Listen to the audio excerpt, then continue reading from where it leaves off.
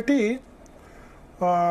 Maoist party పేరిట ఒక లేఖ విడుదలైంది. అదేంటంటే ఈ నంబాల కేశవరావు మరణం వెనుక మాలోనే కోవట్లు ఉన్నారు కొద్దిమంది, వాళ్ళు ముందుగా లొంగిపోయి సమాచారం అందించడం వల్ల ఈ ఎన్కౌంటర్ జరిగింది అంటే విమర్శలు వచ్చాయి. ఎందుకంటే మావోయిస్ట్ పార్టీ జాతీయ ప్రధాన కార్యదర్శి, అంటే ప్రధాన కార్యదర్శి అంటే జాతీయ కమ్యూనిస్ట్ పార్టీలకు జనరల్గా అధ్యక్షులు ఉండరు, ప్రధాన కార్యదర్శి నెంబర్ 1. సో నెంబర్ 1గా దేశంలో నెంబర్ 1గా ఉన్న వ్యక్తి అంత ఏ విధంగా అట్లా ఆ విధంగా చనిపోతారు ఎన్కౌంటర్లో, ఆయనకు తగిన భద్రత కల్పించలేదు మావోయిస్ట్ పార్టీ దండకారణ్య జోన్ అని చెప్పి విమర్శలు వచ్చాయి. దాని గురించి చాలా ఎక్స్ప్లెనేషన్ ఆ లెటర్లో ఇచ్చారు.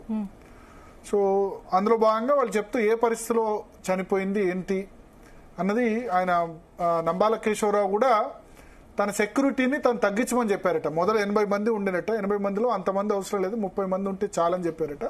తర్వాత ఇంకొక విషయం ఏంటంటే నంబాల కేశవరావుకు ముందు ఉన్న వాళ్ళందరినీ చంపేసిన తర్వాత ఆయన సజీవంగానే ఆయన్ని కాల్చి చంపారు.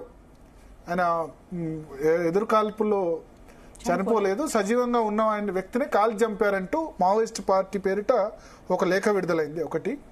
రెండవది ఈ మృతదేహాలను అప్పగించాలంటే దానికి పోలీసులు అంగీకరించలేదు, వాళ్ళ దహన సంస్కారాలు కూడా పూర్తయినని చెప్తున్నారు. ఈ విషయం మీద మనతో పాటు మాట్లాడేందుకు